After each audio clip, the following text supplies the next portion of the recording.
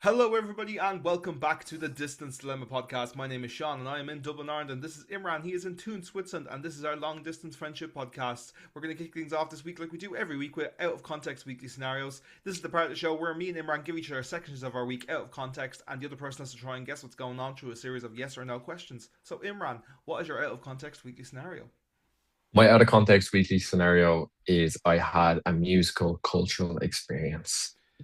Okay, did you watch a musical for the first time that you'd been meaning to watch? Sorry, I'm gonna change it to music. It was not musical. Okay, right. I Yeah, was like, did he finally just so I watch don't lead, Hamilton? just so I don't lead you down the wrong route. He's like he Okay. finally watched Hamlet. Yeah, yeah. Or sorry, Hamilton. Yeah. Yeah, yeah. Okay. So you had like a music experience. So, was this like an event that you went to? Yes, Okay. Was it a concert? yes. Did you go to Zurich for this? I'm assuming. No, Was it in Tune? no. Bern. Yeah, Okay. Was it like a bucket list kind of artist came to town? no, Were you at some like random festival of sort like no, a town festival or a town like parade? no. Was it like was it traditional Swiss music or was it more like general pop stuff? No. No. A music experience. Did you get involved with this experience at all? Like, did you play something or were you brought up on No, stage? No. no, Um. Did we say it wasn't like a bucket? It wasn't like a bucket list artist no, of some sorts. Okay. Did you like go out for Was this something got to do with Easter? no. So you just like you and Nicola were just like going out in Bern and like was this something you planned or did this was this like a planned event that you went to or did you just stumble into it? It was a planned event. Okay. So I just wanted to see like were you guys just like out for drinks and you just stumbled into somewhere? That's where I was kind of going with that like and then like it just ends up being like unexpectedly something really Yeah. good. Um so you went to Bern, which is was this had you seen something like this before? Live? Yeah. No. Okay. Live. The fact you're like live. So is there's videos of there's videos of this that you've seen online. Of what particularly? The experience. uh, yes. Well, yeah, I suppose you would do if like you're Yeah. planning to go to it. You're not just going in blind.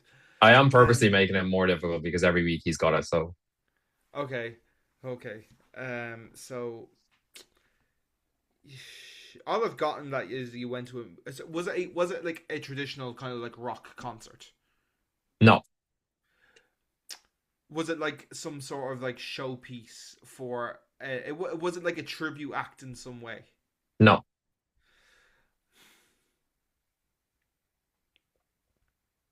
Were the performers performing original stuff or adapted or was it adapted material? original. Fuck, I was hoping you'd say adapted. Yeah, I know. I know he's trying to like think it's going on a different route. Was it a rap thing? No, Was this like was it so it's not a band, no. no, Is it a group of some sorts? no. So it's a solo thing. I mean, the person had a band with them. Did you go and see Gavin James? No, that'd be mad. That'd be a mad pulling, I bro. think I he couldn't I imagine ever seeing him playing in Burn. I think I saw him playing in Europe, so I was like, oh, was he on tour in Switzerland? I did see tour Cinema Club are coming to Zurich this year. True, true. I'll give you two clues. First clue, I Okay, wasn't with Nicola. okay, Okay. And the second one, it was someone asking me from work, do I want to go to this? Would I like it was pre-planned. Like I okay, knew I was right. going there. Okay. So is And there I any and then like is there then an think Irish? back to the question I said. So I'm sorry. So what I said. So I said I went to a musical experience that I'd never been to before. So saw a music experience I'd never been to before. So think about like in that terms. Was it something to do with like Ireland in particular? No, it's nothing to do with Ireland. Right. Okay. I was just thinking because you work with Irish people Yeah, of as well, so course. it could have been Yeah, like yeah. an Maybe Irish like a thing. But trad thing or that's yeah, exactly where I was going with that. yeah, Yeah. yeah. No, So it's nothing to do with our. Is it like so? In that vein, is it more like kind of Swiss traditional type of thing? yes. Okay. Is it like?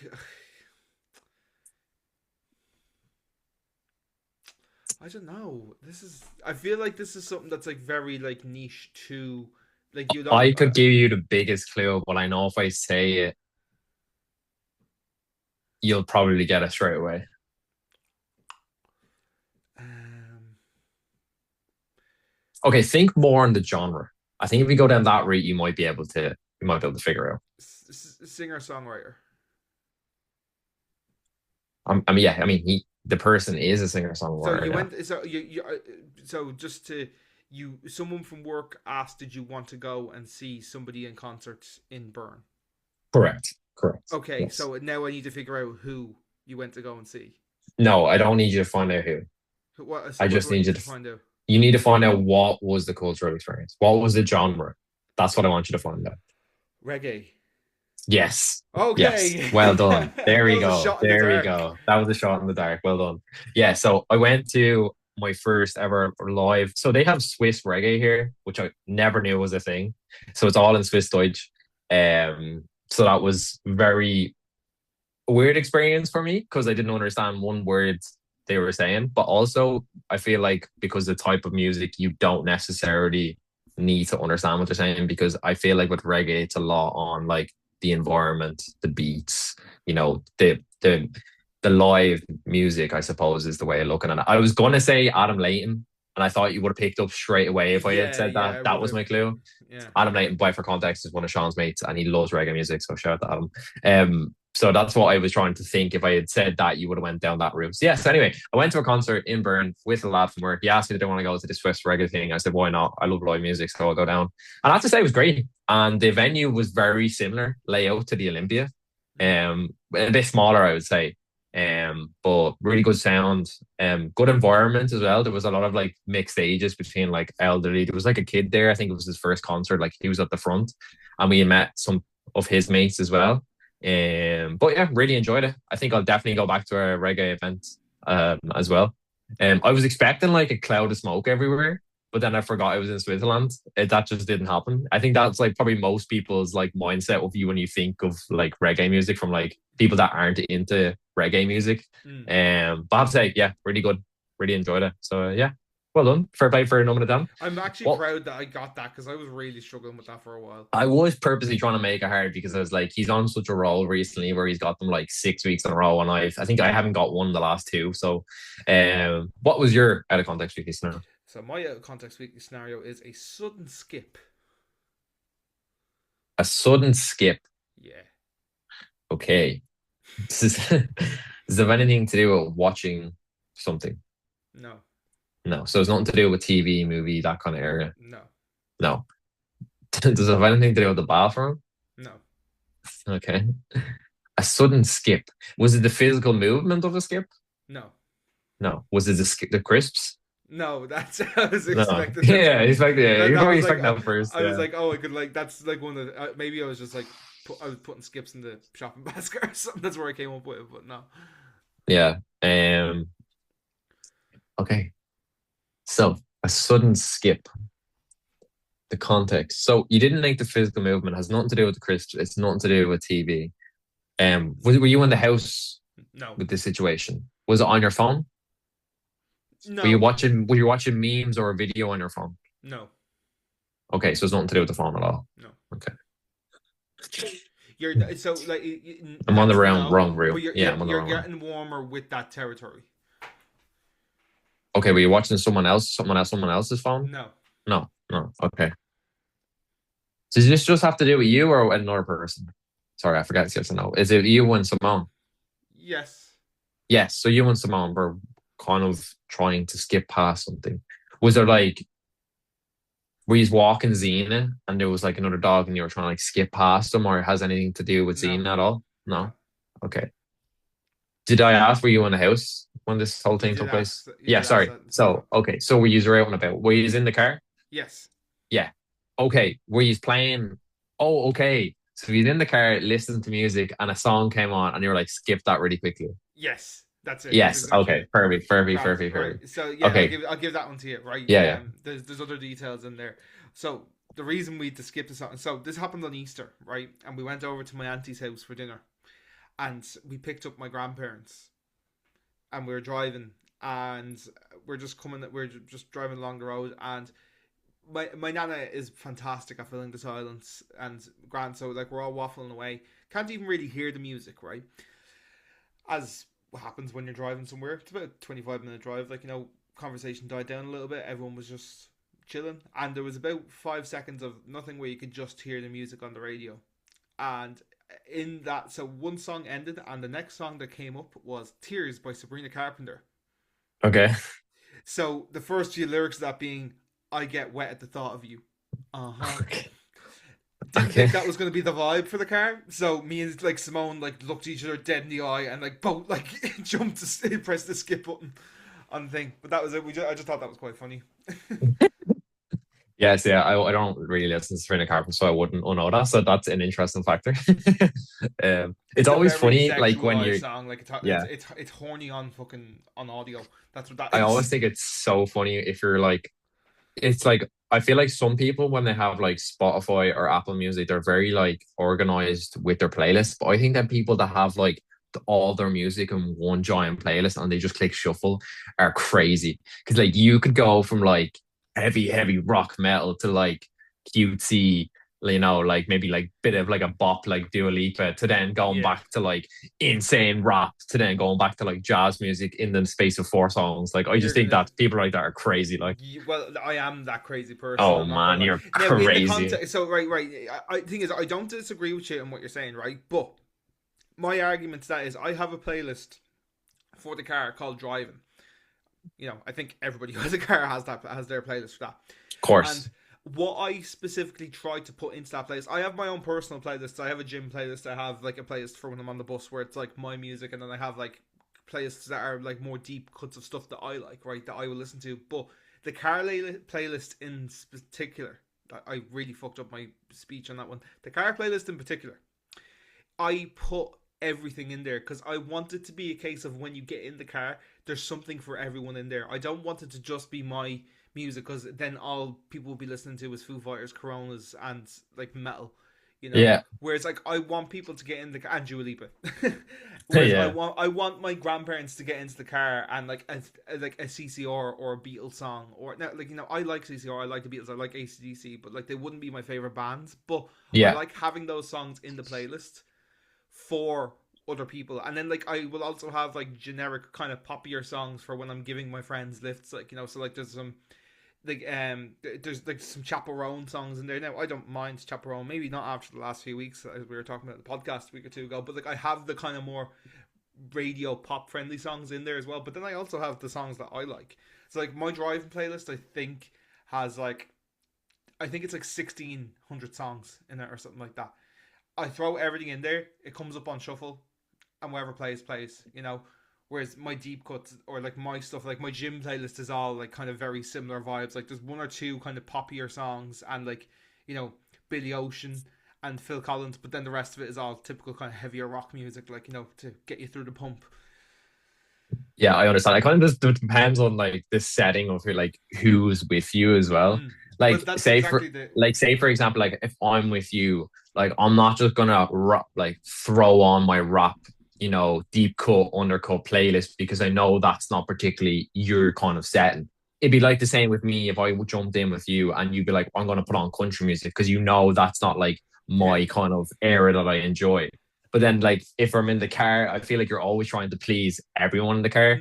And then Exactly. you always end up going back to like the bangers. So in terms of like, what we grew up on, the ones that you hear in the club, the girly pop bangers, like the good classic indies, like that's like the kind of mix that everyone kind of knows and fits Yeah. into. So I think when I mean by like people that play like playlists, I mean like everyday they don't have a set playlist. They just click shuffle. Like Nicola's playlist is absolutely crazy. I would love to share. I'm actually going to share Nicola's playlist to you on Spotify, like through a link, and you're just going to be like, "What the hell is this?" I'm calling you out, Okay, Nicola. I'll give you an example because what I love, I in my car playlist in particular, I love to have songs from when we were like 7 to 12 years old, songs that we would not have listened to, but you'll recognize them. So just for example, like I've just pulled up my Apple Music here of like songs that I've recently added, and I've been really vibing with FIFA playlist songs as well. Recently, I've been adding loads of those to my driving playlist. Classic, So my most recent playlist additions are "Gimme Gimme More" by Britney Spears, classic, "Never Too Much" by Louis Vandross, banger. um, Never too much, never too much. "Baby Can I Hold Your Hand" by Tracy Chapman, Good class, good song. "5,000 Candles in the Wind" by Mouse Rat from Parks and Rec, Okay, that's a bit of a run. "These Days" by Take That, Oh, I love that. Me and Nicola were talking about that yesterday. Pitbull, Well, you can't "Hotel," go wrong with people. Like, and then like Alanis Morissette, and then I've got a couple of random FIFA songs like "Torches" by Foster the People. I've got Rex Orange County, "Bastille," "Vowels" by Capital Cities. Like I've got a couple of like random FIFA songs. Like that's all like kind of just this week's shit that I've added to the playlist because I'll be funny scrolling on that you, TikTok. yeah, funny that you said about the FIFA songs. I don't know if you've heard the song released for the new upcoming World Cup. Oh, Like, it's not there's great been at a, all, isn't it? yeah, that's what I was saying. Is I don't know if anyone else does listen to the podcast, but after the podcast, go listen to it. It's a complete disgrace compared to like the prior ones, like Waving Flag or Shakira's song that I can't even remember. What's called? Waka Waka. Waka Waka. Yeah, the classic. So like it's like when you see songs like that like are we grew up on, it's just like, what is this woke nonsense? Yes. What is this woke nonsense? There we go. And I'll let He's Sean so happy with himself for that. get in. Oh man, Anyway, every time we struggle so much like trying to lead in, and I just get gassed every time we bring it in. yeah. Oh Anyway, man. speaking of woke nonsense, ladies and gentlemen, our topic for this week is things that we think are woke nonsense. Now we say this as if anybody who's been listening to the podcast for more than 5 weeks will know me and Imran we're fairly left leaning lads. Like we're not racist, we're not homophobic lads. We're fairly liberal, modern lads. Like I don't think we apply to the Middle whole left. manosphere Middle thing. left. Middle. You know, but I just thought it'd be a funny thing to be like, oh, what are some things that we just find a little bit too woke? Do you, like I can give you an example if you want, or I don't know if you want to. Yeah, I would like something. I'd like you to give me an example so I get an idea of where to go. Yeah. Okay, right, Grant. Right, so the first thing I have here is QR code menus when you go into a restaurant. Yes. Yes. Look, I know you're trying to save the planet, right? I get it. And I get it was a thing that was brought in mainly from COVID. But there's just something that's not the same when you walk into a restaurant and they go, scan that QR, or like they point to a thing on the table, like, scan that QR code there. And then you're just sitting on your phone. And like, I don't think it's as bad when you're by yourself, but when you're out to dinner with someone or you're having lunch with someone, you want to chat, like, and like reading the menu together is part of that experience. It's just not the Yeah, same yeah. on the phone, like. It's kind of like the similar thing to that would be like, like if you want to read a book, like the physical touching of a book is better than like a Kindle. Because like your Yeah. Kindle, like that'd be like my kind of closest reference to like the way Shaun explained that is like it's like with dining, the experience of being handed a menu and talking and like looking at each other like, oh, this is good in the menu. I think that's the whole environment and process of sitting down for eating. So I completely agree with you with that. And Yeah. I think For it's me, becoming more common. Like I know, I mean, it's probably like you were saying, from a good perspective, it's like saving the environment. But I mean, there's other stuff we could be doing to tackle this problem and this have you issue. tried laminating your menus, folks? Yeah. Laminators aren't that expensive. Yeah, for real, for real. It's funny because I have my first one is like so similar to you. This like paper straw business, lads. Come on, Yeah, 100%. get rid of it. 100%. Bring back the plastics. I know, again, we're coming across as we absolutely hate the environment right now. But at the same time, there's nothing I hate more than having to go through 4 straws just trying to drink my Coke from my Burger King. Like, you know what I mean? Like, get right.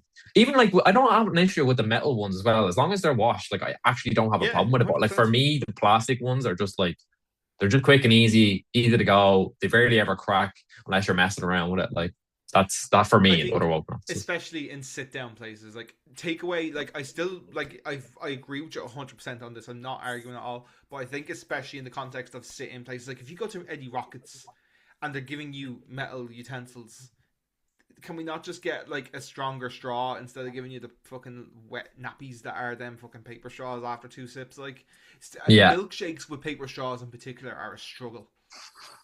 Yes, milkshakes would probably be the biggest one I would have an issue with. Yeah. Especially when it's you get to like the bottom part. People don't really notice if you're drinking milkshake. The bottom part of trying to get the stuff out of a milkshake is very difficult Mm. because that's where sometimes they have like the lumpy part where like it maybe it mightn't have blended when they were making the milkshake. That Mm. really stresses me out.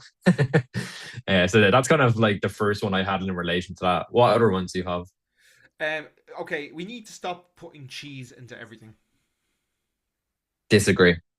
I Disagree. disagree. I No, love cheese. Can you I give me an like cheese example? myself. Can you give me an example of like something that?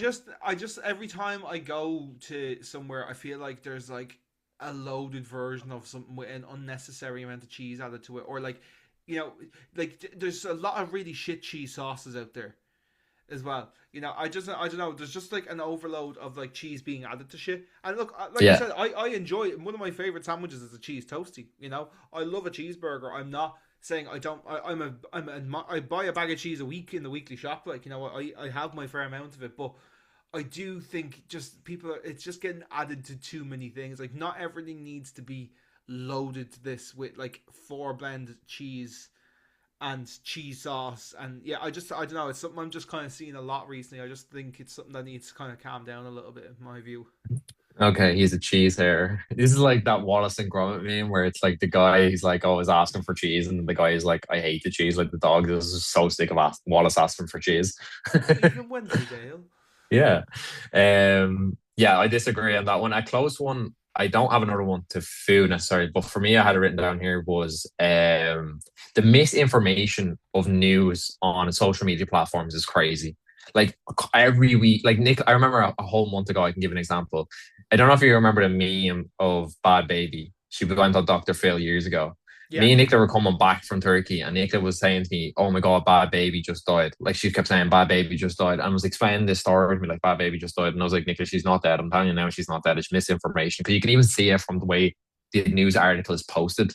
And I Mm. think like this just spreads so much misinformation all the time. And like when people come up and talk to me and work about certain situations to do with like the war or like something in politics, and it's just so informationized to them. And I don't think it's like their not their problem because like that we all get our news now a lot of the time from social media. But I just think like there's so many like personal pages now that people have created that are trying to like force news articles onto people. And I just think it's such a bad way of looking at it. And every time I see it, it pisses me off because it's like I mainly when if I'm ever looking for the news, and you probably do yourself in your research for the podcast, I always go to like stuff that has been like known to be, you know, most of the time like correct in terms of matter. So like we go Yeah. like the Irish Independent, or you'll go like the Irish Times, for example, in Ireland, or a big one in probably like the UK would like you would avoid the British Mail or stuff like that, or the Yeah. Irish Sun. You reputable sites, I would say. So that's kind Yeah, of for one I sure. noticed. Yeah, that's Yeah, what I and noticed. like kind of on that topic, this isn't something I had written down, but I think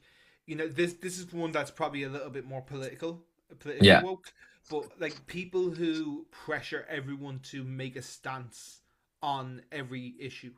And what I yeah, mean by this is, I've had this put to me before that on my music page, and like this is something I've talked about on the podcast before, in terms of like the subject matter. But on my music page, I don't really comment on like international conflicts, or I don't really comment on political things that much, because yeah, and the big reason I don't do it is because I am not a, as we said, as you were mentioned there, I'm not a reputable source. I am not on the ground. I don't know the full story behind these things, so I yeah, won't I won't make a statement, or I won't push an agenda that I am not 100% certain on a platform like that. I'm not going to yeah, sit here and try and tell people how to think or how to do this when I'm not 100% informed myself. Now, I'm fairly well informed. I understand Israel are committing genocide in Gaza, and I'm very much a free Palestine type of guy.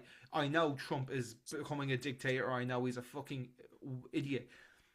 I don't personally post about these things an awful lot because I don't always have the full story, I'm and the same as you. Yeah, it's great, like, and like people like and like I could even argue it's like, oh, it's great to like spreading misinformation is great for algorithms and stuff because it gets people to comment and that boosts pages and that'll increase your growth and blah blah blah. But that's not something I'm interested in doing. But I've just noticed that some people like put pressure on people to always be speaking out. I've had it happen to friends of mine who would maybe be a bit more well known in the music Yeah. industry where like they haven't said anything good or bad. They just haven't spoken, and their comments will get flooded, being like, "Why are you not raising more awareness?" Because like now artists like Kneecap will say Yeah, these things. It's like, yeah, but like not everybody has to say something on this. Like like just enjoy the art for what it is. Like, and I'm not talking about like someone like Michael Jackson who was a pedophile. Like, I'm talking about like people who aren't involved in this at all. okay. Who just I also disagree with you there as well with the yeah. Michael Jackson thing. Yeah, but I get what the purpose of what you're trying to say. I think the idea of pushing your own political terms on social media should be very to you. And I think if that's something you fully believe in and you fully go for and you believe that it's replicable, then push that awareness. I do think that's good. I do think awareness on certain situations is good.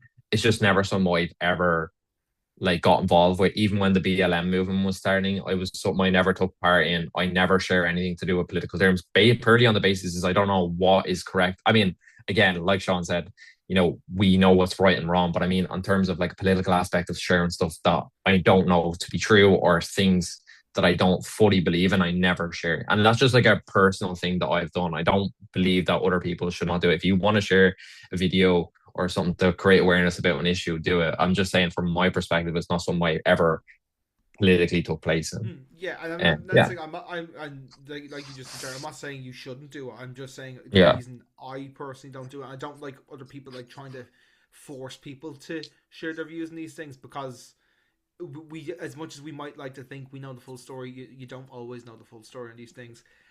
And exactly. on that as well, like I said, like I'm not trying to condone anything that anybody is doing bad in the world. I'm not trying to be like, oh, like let's not talk about Israel and Palestine. I'm not saying let's not talk about Trump.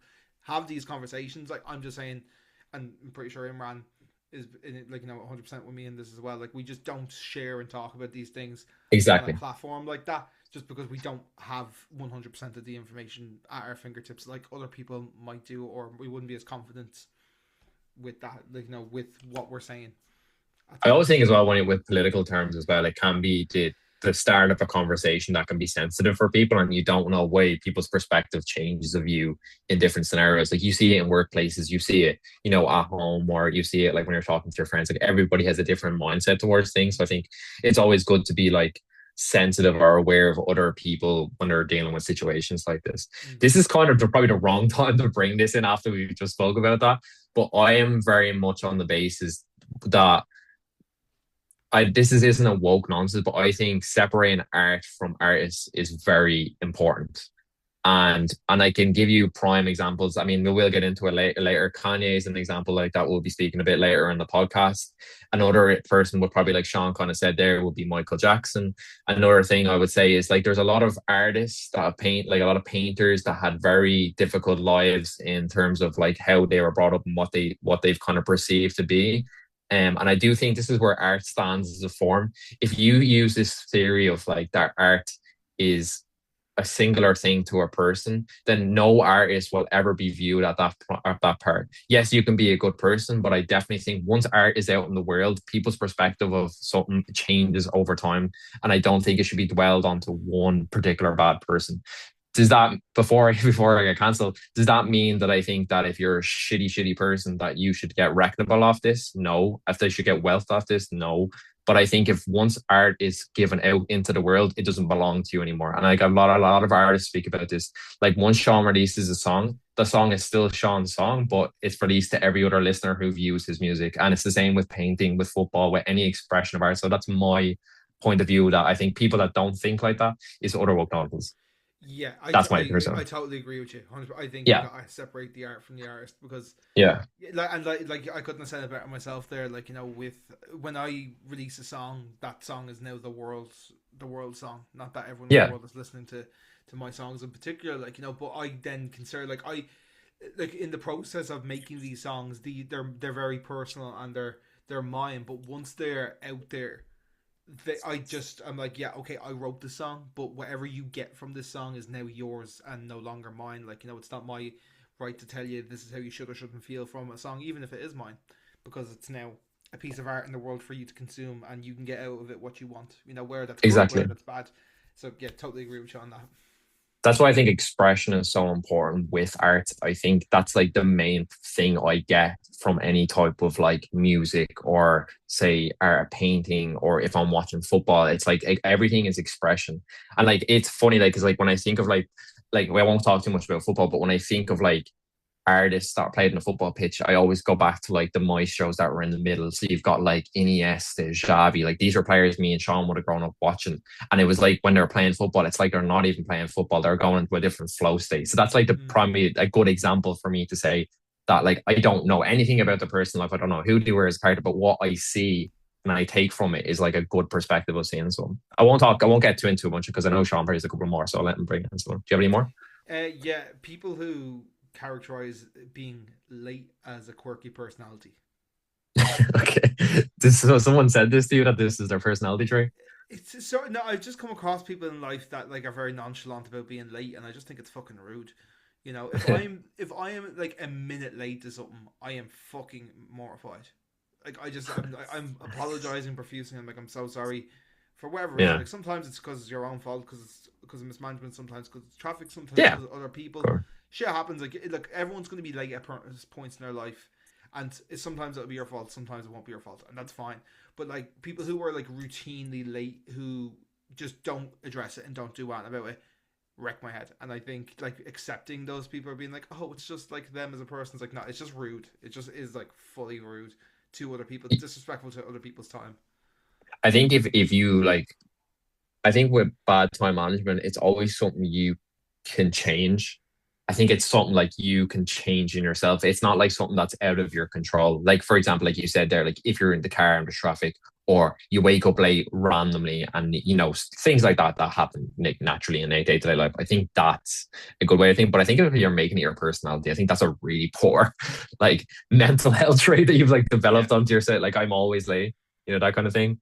Like I always find myself, like me and Nicola are always running for the bus, even though we live like 2, 3 minutes away from it. But that's my own fault. Do you know what I mean?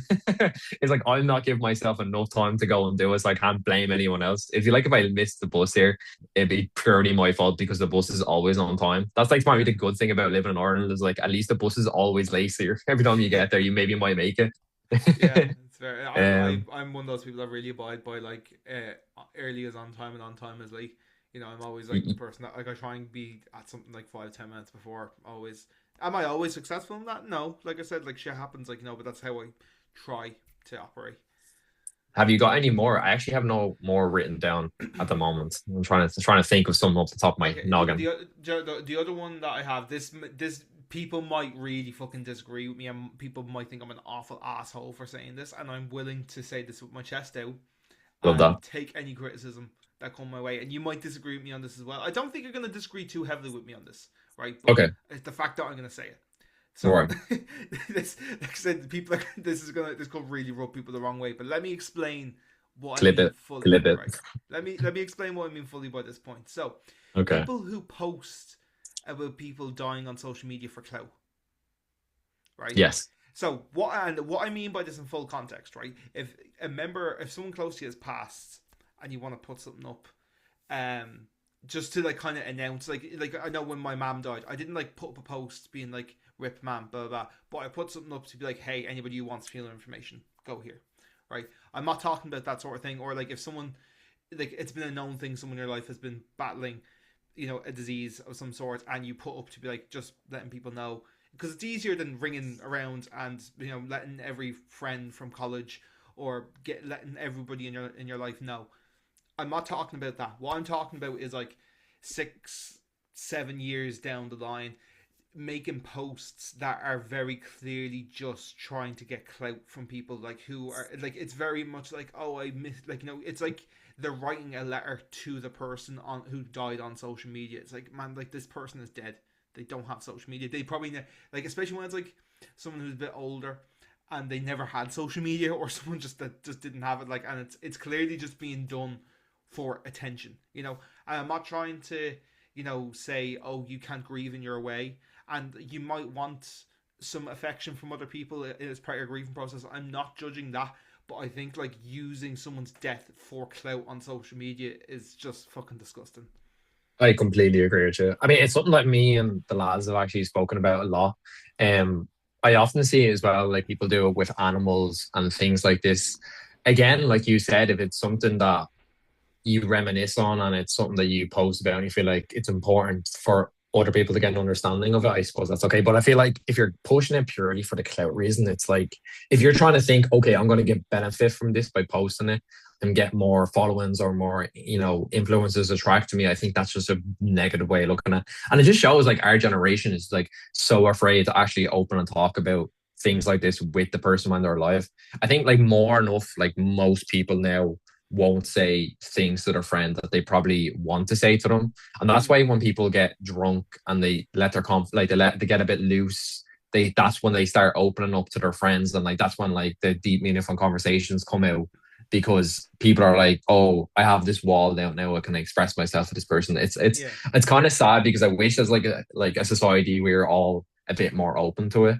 Because like again, like I'm not saying like that I'm the same. Like there's obviously conversations and stuff that I probably still never had with other people that I'd like to have, and open myself up a little bit to them. But that's maybe because maybe trust issues comes into the place then. Mm. But yeah, I completely agree with you. I think it's been, more pushed over the past while. Like I still see it, but I kind of agree with you. If you're sharing RAPs, is probably a better way to go about it, because it's easier the way our life is now with Yeah. social media. Everyone uses it, so it's a better way of sharing it around. Like, can you imagine years ago, like before social media came around, and someone passed, you have to ring up like almost 90 or 100 people just to let them know, or can you let this person know? It's very difficult compared to now. Yeah. It's Of We're a course. lot more accessible with it.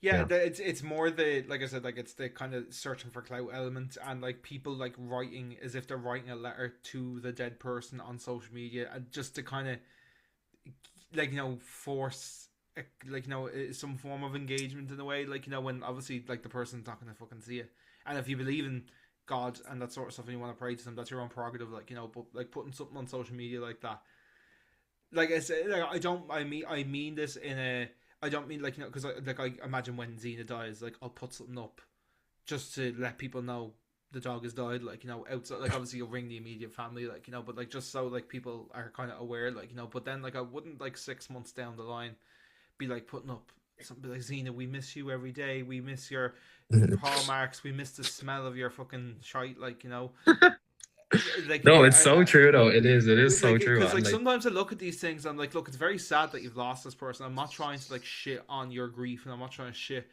on your process, but like you're very clearly doing this just to get a few likes, and I just feel like that's a very sad way to want to get the affection. Like go out and mm. speak to your friends, go out for a coffee, go for a walk, like get a dog, get two dogs, just like that sort of thing. Like and I realize some people might really disagree with me and think I'm an asshole for that, but like I said, I'll say it with my chest out.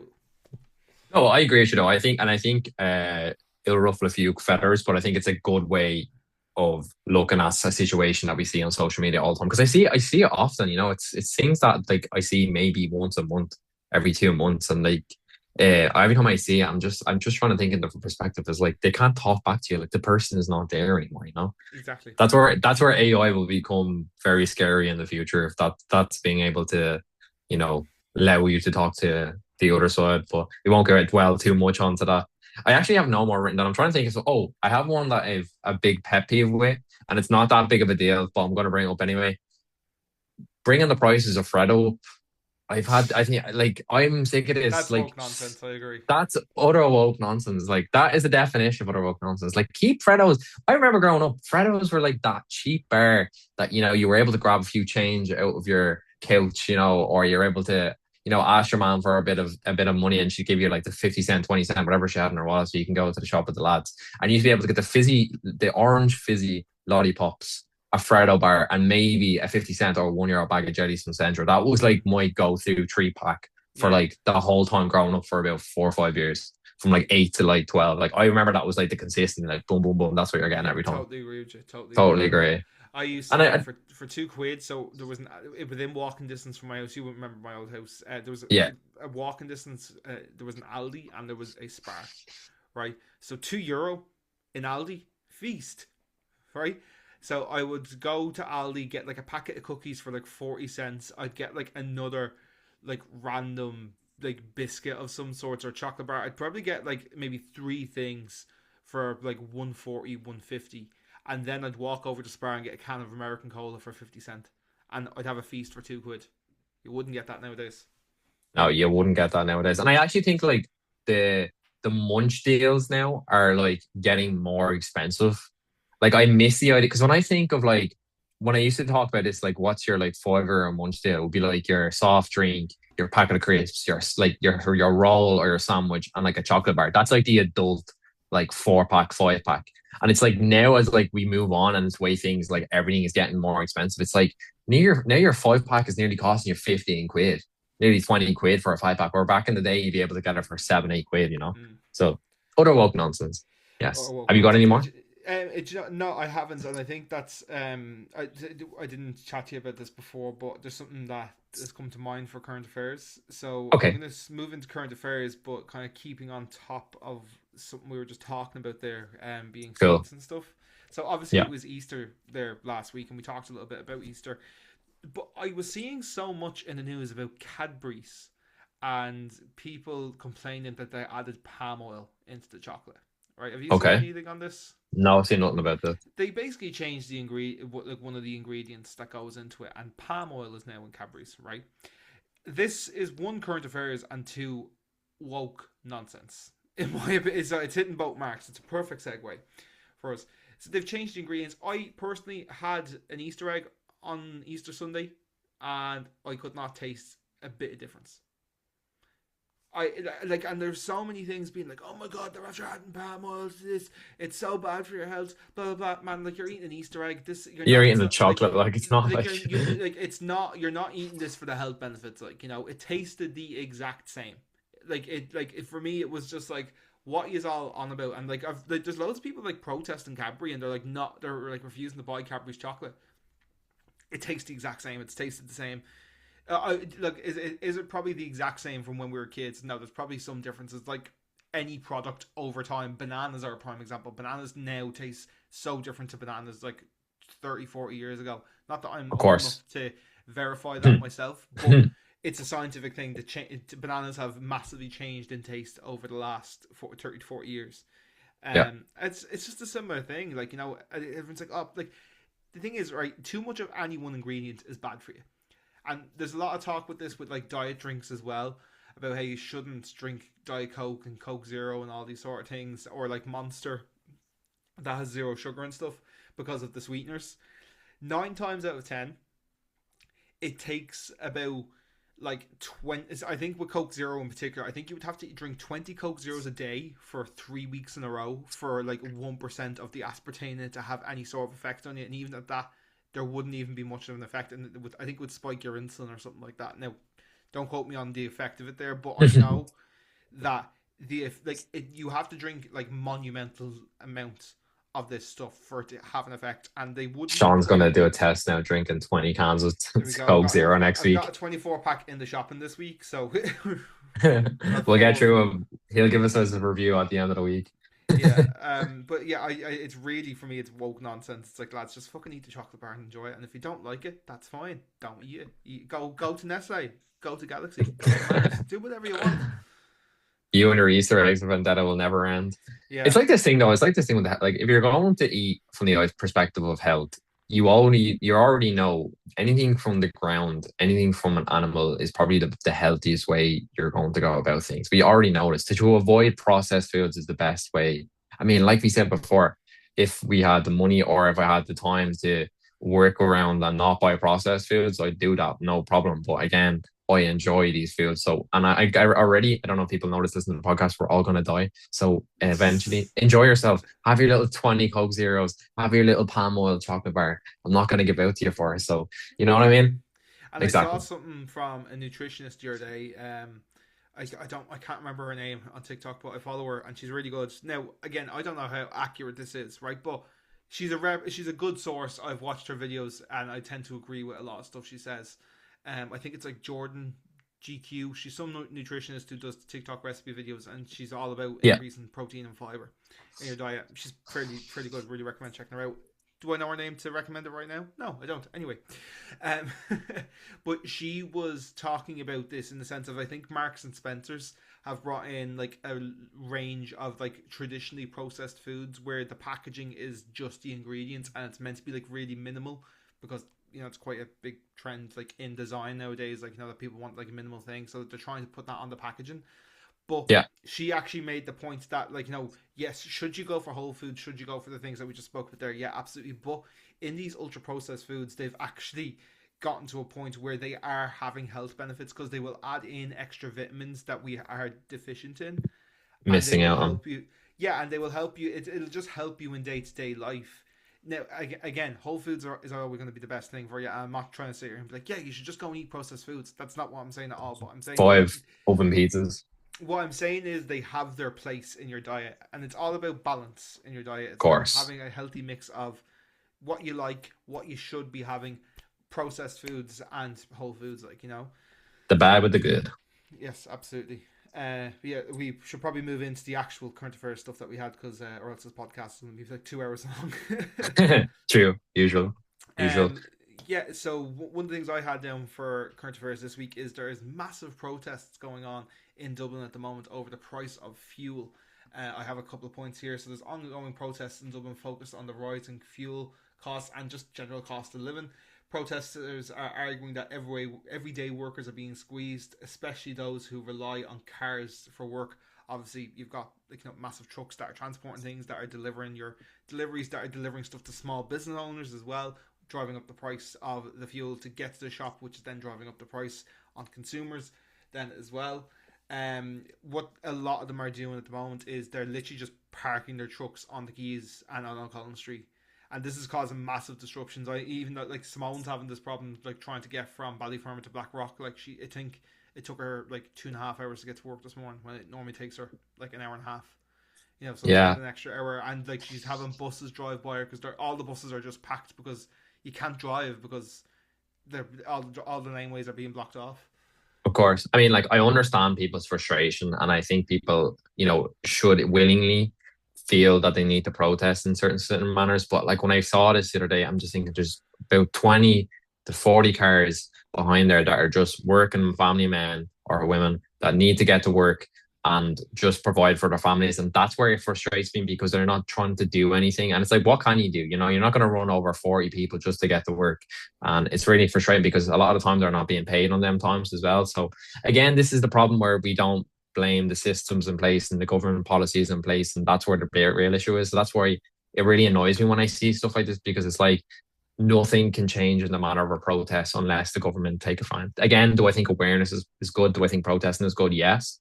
But I think the larger effect at fault there is that the government aren't stepping in and being like, okay, what can we do to get more fuel into the country? Should we spend a bit more money? Of course, it's a bit more expensive now due to the war and the situation that's going on in the Middle East, but what can you do at the end of the day?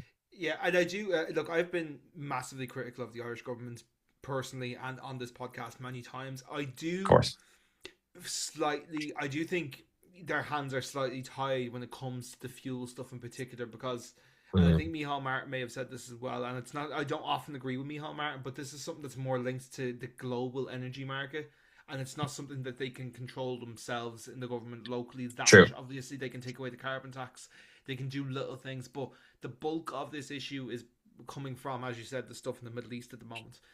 But, and I also understand the point that, like, some people will make where, like, oh no, it's like, it's the broader cost of living as well that is involved in this, and I totally accept that point. But that's why I also think that it's a very, I understand and I completely, like, support everyone's right to protest, like, but I just think the way they're doing it is so disruptive. And like, I was having this conversation with Simone last night, and like, it could prove to be effective because it is so disruptive, like, but you know, this I'm going to quote Micheál Martin on this, because it is true. As much as I don't like Micheál Martin, as much as I don't agree with a lot of the stuff he says, this I do agree with him. Like, there's businesses on O'Connell Street that are being blocked off, and there's people whose Yeah. family aren't going to get fed next month or over the coming weeks because they've not got footfall in their shops, and shops are going to close and stuff. Like, Yeah. people are going to lose their jobs over it'll have a knock-on effect in that way. And I understand, they're trying to cause a big ruckus, people who are protesting, and I get that,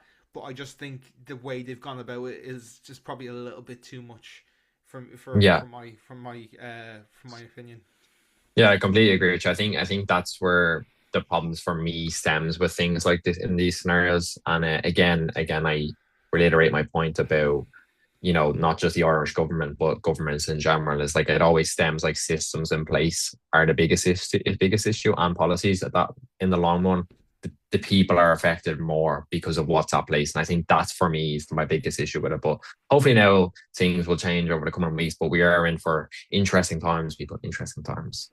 Yeah. I will move on to our next point because I know we are conscious of time. We have a few more things to bring up as well. As I mentioned before, on one of my points about separating the art from the artist, it was kind of interesting this week.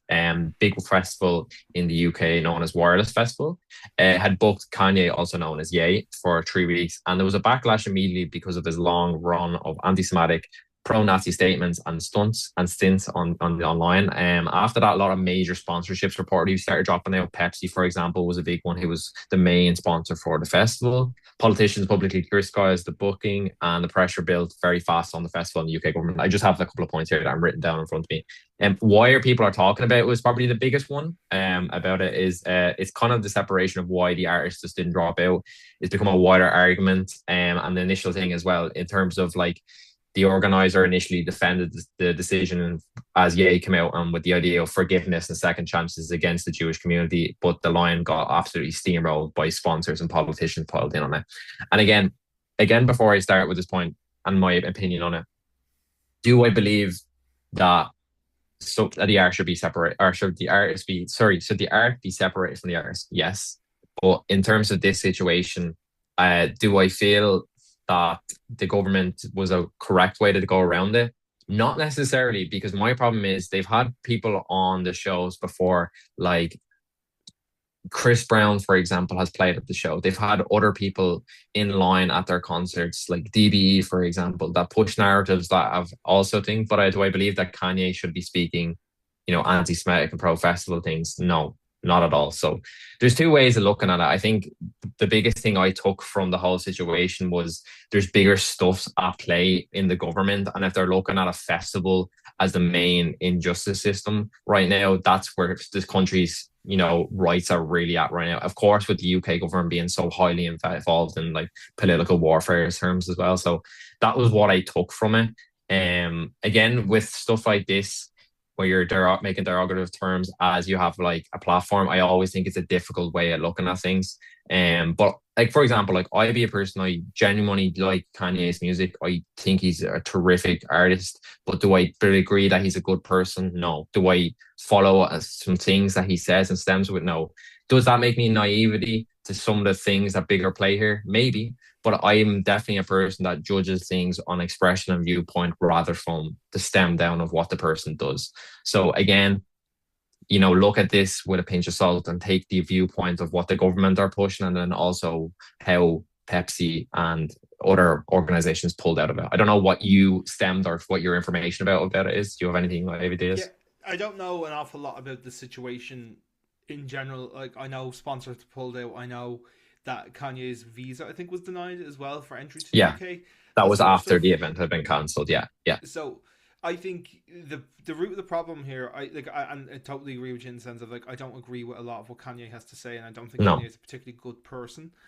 no. However, as much as we may not like what he says, he is entitled to his right of free speech, and he's entitled to think what he wants. If he wants to be an idiot and he wants to be an asshole, that is his prerogative to do so. I think there needs to be more focus put on the people who booked him.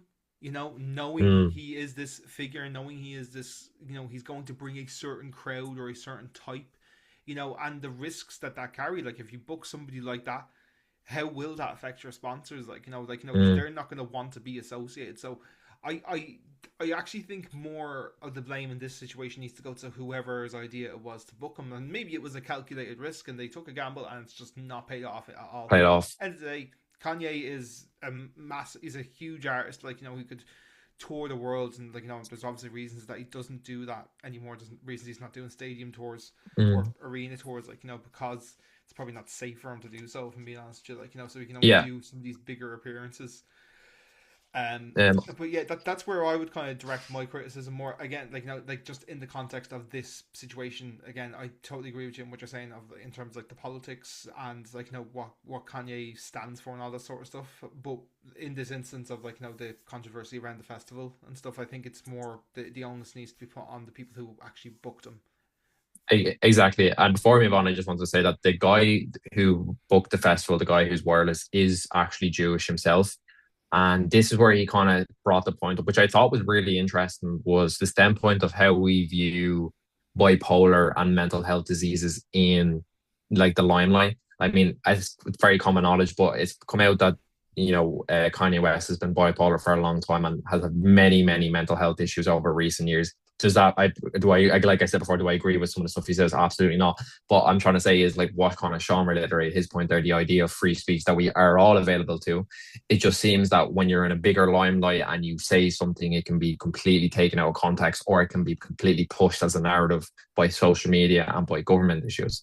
But what I found from it is it's like how the context of this now is, if you're an artist and you have an issue in your past, or you have an issue in your limelight when you're being booked for festivals, is that now going to be taken or risen from other government policies, like the UK stepped in with not allowing with his entering into the country? Like, is that going to be seen now that we're going to see with artists coming into the future? Again, and it is a sensitive subject, and I do want to say, like, I don't agree with any of the anti-Semitic and pro-Nazi statements that he was making, but I'm trying to say from a viewpoint of like mental health being involved in their music industry, is that something that's going to be seen in the future? It's a thought that I had that I thought would be interesting to bring forward onto the podcast. Anyway, we won't dwell too much on it, so I'll let Shaun bring in the next point. Cool. And just another thing is, it's going to be a busy month for the cinemas. For my bank accounts, anyway. Me and Imran have both watched the Super Mario film that came out recently, and there's also like 3 other films as well that I'm really interested in going to see this month. I haven't been to the cinema since September, which I'm ashamed to say, because I think every month last year I went to the cinema up until September, and then nothing really was bringing me back in. But before we talk about any of the other films, what did you think of the Super Mario film? Loved it. Loved it.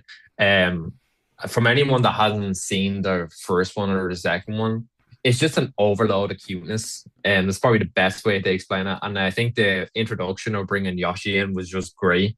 Me and Shaun were talking about before we started the podcast. I'm a huge Yoshi fan. I play Mario Kart. He's the only character I pick, and even when I play Super Mario, I was always the character I chose. So I have a big love for Yoshi. But yeah, really enjoyed the movie. I thought it was really funny. Again, it's just, I like these movies because they're simple plot lines. There's not too much to dwell into it. It's just a kids' movie. It's animation. It's funny, lightheartedness. And that's like my favorite thing about going into watching these movies, is you don't have to like think too much. It's just plain as light. And I think that's the good thing with like cinema. You don't always need this huge plot line, and different. It again depends on like how the movie is perceived. But like, I don't think you always need an overload when you're watching a film. So I really enjoyed it. I don't know how you felt about it. Yeah, I thought it was great. It's same as the first one. I think any of the criticisms I have are very like minimal, and it's like, man, it's a kids film. Like, just enjoy it.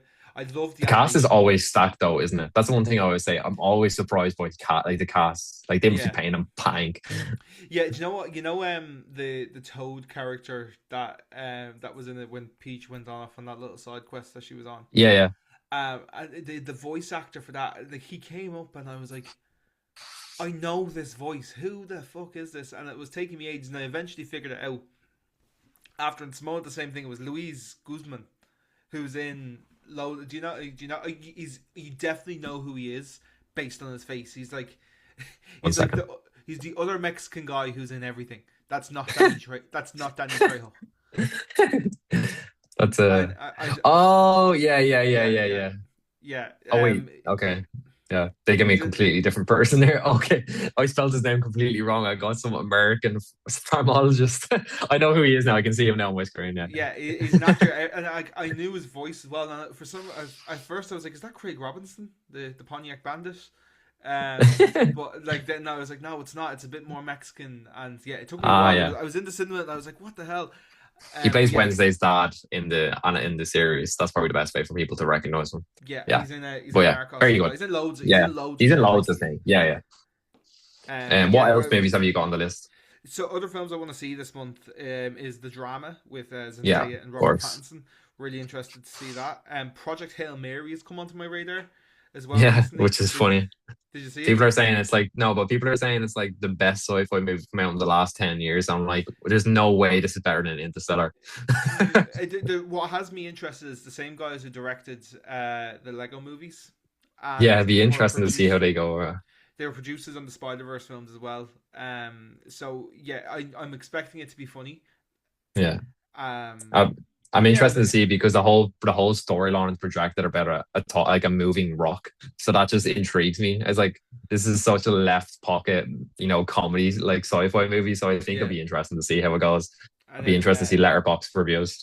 yeah, my final one for this month, and this is somebody we've already kind of touched on once or twice in this episode already, is the Michael Jackson movie. Yes, yes. I've seen some things actually convert controversy about this where the Hollywood had stepped in to change the ending and some scenes in the film. I think the Michael movie and the people working on the film wanted to look at, the controversies of the child allegations that had played out in Michael's career near the end of his life. Mm, But I think Hollywood ended up stepping in to take out that portraying. They didn't want to bring that up. So I think it leads up to that situation, but doesn't actually portray it. And his daughter has actually came out and spoke about that she'll not be watching the movie because she doesn't agree with the way Hollywood has stepped in if they don't want to tell the whole story. Again, yeah, another separate the art from the artist thing and the controversy about, allegations with certain situations around children. I'm not going to speak on that because I don't want to get myself in bother. But yes, it'd be interesting to see how that does come out. my understanding of it is this film was due to come out I think in January last year, and Yeah, the whole third act of the movie had to be reshot because of things that you were talking about there. And yeah. apparently, the first cut of the film was 4 hours long. You know, Damn, which like, come here, if you're gonna tell the full story of Michael Jackson, I can definitely do it. Yeah. understand why you're gonna go, and I can justify that length. You'd be very glad for your intermissions over in Switzerland, watching that one in the cinema. I tell you that. But I think the main thing is that you're right in the sense that they were like, oh no, we don't want to do that. But I think because they filmed a lot of it, and then they filmed more, and if the film does well, it's going to be released as a sequel, and the sequel is just going to be a lot of the controversy in his later life. Hmm. That's my understanding, and like it's already like I think it's projected right now to be one of the biggest opening weekends of all time in cinema history. Like, because it's going to be huge because obviously Michael Jackson was the biggest pop star of all time when he was alive. Yeah, So there's going to be completely. a lot of interest in this movie.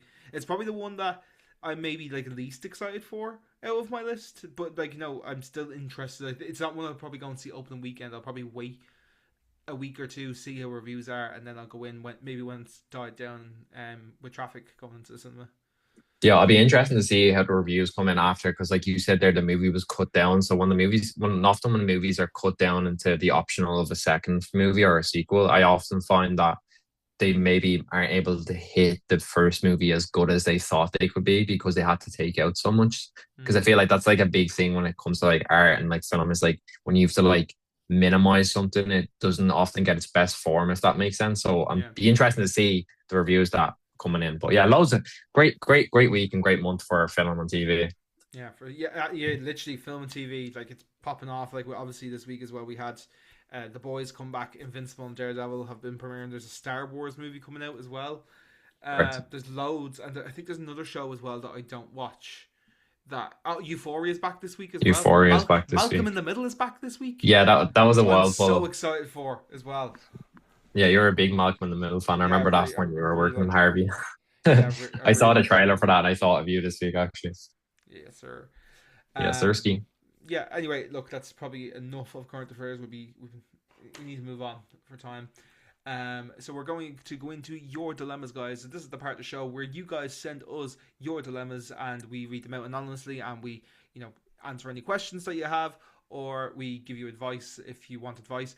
These are all completely anonymous. We cannot see who has sent these in. If you would like to send in your dilemma, please go to the link in our Instagram bio. You'll see a form there on Google and you can fill in the form. Like I said there, it's all totally anonymous. So if you want to if there's something wrong in your relationship and you want to get it off your chest, you can send it to us. If you think the podcast is shit and you want to get it off your chest and you want to call us assholes, go ahead, do that as well. If your boss is being an asshole, you want to get it off your chest, but you want to do it anonymously, please send it into that form. So like I said, it's in the link in our Instagram bio. It's the Your Dilemmas form.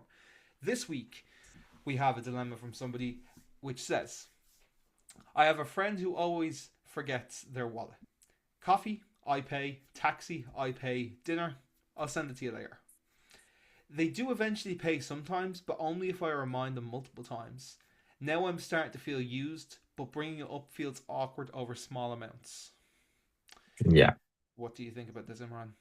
I mean, it's something I've experienced probably about 3 occasions with 3 different people. And the best thing to do, in my opinion, is just have one sit down conversation about it. It doesn't have to be a big thing. I feel like after a while, it can be annoying if someone is consistently paying for something. And it's something that I've felt as well, that even like if you're constantly paying for taxis or if you're constantly parking, it can be really annoying, especially when you're like living at home or you're like in college and stuff like that. When you don't have a lot of money, that's where the larger effect can have. But for me, I think the best thing away about it is just to sit down and have a conversation with them over a drink or on a walk. And it doesn't have to be a serious big talk. It just be like, look, this is something that's bothering me and I noticed over a while. I'll give you an example. Like I had a situation like this with one of my friends, and eventually then this person ended up handing me a €50 note and being like, look, just take this, being like, it just is for all the times. And I didn't want to take it. It was really because the purpose for me, it was like, I didn't want to take the money, but he was like adamant about like, take the money. And that was like to cover all the times. And ever since then, I've never had an issue with that friend with money. It's always been, I'll get it this time, I'll get it next time, brother, or, we go halves on things. So I often find like a conversation with that person will stem down and maybe they might change their perspective and aspect about it. And that's something I've felt was the best way to go about it. Again, it's all about how you communicate it. For me, I feel like this is best communicated in person because you can just say like, look, this is bothering me. And again, if you're a friend, and like me and Shaun have spoken about this before, if you're a friend, they'll take on board your point of view. If they're not your friend, they'll just completely push it over the head, because if it's something that's bothering you, it should bother them. That's always the thing. I have a perspective with a friend. So yeah, I would say best way to communicate it, just have one sit down conversation, out on a walk, out having a drink, whatever, watching a movie. That's probably the best way to bring. Well, maybe not watching a movie just because you've got like 90 minutes to go, and if it doesn't go well, it's a bit awkward. So yeah, that's my advice on this situation. Yeah, I think this is like one of those rare situations where the longer you're friends with someone, the more awkward this is. Like if your friend, if like this is like a really close friend that you're friends with like 5+ years, Yeah, and it becomes a problem, like then I think it's actually more awkward than like if it's somebody who like say you meet through work or through college or something like that, and you're friends with them maybe like a year or two. I think it's less awkward with them. Whereas true. like if it's a longer friendship, it increases the like the maybe the tension or the awkwardness in bringing this up. Um, I mean, like, yeah, like you said there, it's all about kind of how you communicate. I do think, like, if it's something that's like really bothering you, it's something that you should like probably be a bit more cutthroat about when it comes to like if they're not taking it on board, like just being like, okay, well, I'm not paying you for this. Like, even if it is little things, and like, come here, look, it's not even a thing about being cheap. Like, I do it with my friends all the time. Like, if we're going to a shop and I'm buying a few things, it's like, yeah, just throw it on my basket. Like, I don't give a fuck. Like, Yeah, even of if it's course. 10 euro here and there, like, whatever. But it's also a give and take situation as well. You don't always expect it's something to be given to you, but you also try and do it back. Like you said there, like the thing of like buying rounds, or like you get dinner this time, I'll get dinner next time, that sort of Yeah. stuff. You know, yeah, it's just like it's one of those things that it's like it can be quite like sensitive. But I think if it's really bothering you that much and they're not taking it on board, you have to be quite cutthroat and be like, right, okay, I'm buying myself coffee. I'm not buying you one because you've got a track record of not paying me back, and if it's Yeah. becoming a constant problem, if you feel maybe like it's a bit too awkward to talk about, like that's another way around it of being like, oh, like no, I'm gonna do it my way, or even like if you're going for dinner, like split the bill, be like, I'm paying with my card, you're paying with your card, and that's that. Like instead of being like, oh yeah, you can just Revolut me or whatever, like whereas like that's what I know when we go out for food, like one of us will just pay and we can just Yeah. Revolut each other, like that's how we typically do it. It's Yeah. different for everyone. I don't think there's like a perfect answer for this as well, but I think that gives two pretty decent perspectives on I think it is a tackling. common factor though that a lot of people experience that like it's something that I think over time 90% of the time anyone I've spoken to has dealt with this situation. I think it's very like a normal problem that can arise in a friendship. But I think you're correct in saying like time with friendships probably play a major part. Like you were saying there, like with the whole 1 to 2 year thing, I think it's maybe easier to bring it up. But I feel like when you're friends with someone like for us, for example, who are nearly I'd say about 8 or 10 years altogether. Mm. That can be a bit more like challenging about how you speak to that person. But like we said, like me and you are very like we'll go down the middle, or say I'm in the shop, I was like, do you want a drink? I'll pick up a drink and stuff like that. So Mm. I think it just depends really like on your friendship and like how things play out with people. Yeah, and I remember I had an allegation like this kind of thrown at me before, and I kind of disagree with. I just think like offering perspective on this could be good as well. I had Yeah. someone kind of mention this to me before in a in a bit of like we were having a bit of a heated conversation, and they kind of tried to weaponize this with me being like, "Oh, I've bought you this, I've bought you that."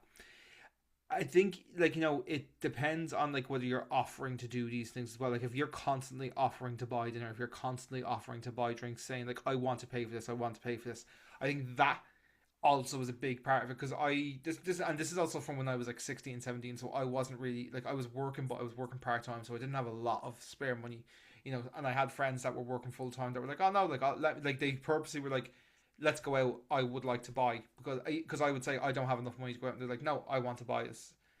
Yeah. And I did accept a handful of times, but then they tried to weaponize that at a different point in the friendship. And I'm like, right, okay, no, hold on a minute. I purposely said to you, I don't have enough money, and you said you wanted to buy this. So like that at that point, then you can't really weaponize this.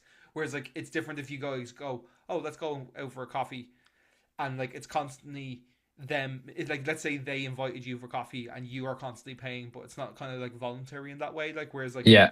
in the situation I was in, the person was asking me to come out. I said I don't have enough money, but then they said they wanted to cover it. So I just think like that also offers a bit of perspective. I think definitely like you should still always try and pay your way. And like I definitely like once I started working full time with that friend, started going like no, I want to pay because you paid a lot more. And they weren't totally incorrect in what they were saying, but I think like you can't then weaponize that when you're having like heated conversations or whatever. Like Yeah, it's always an interesting topic when scenarios like with money and friends comes out. I think it's always open to perspective and ideas.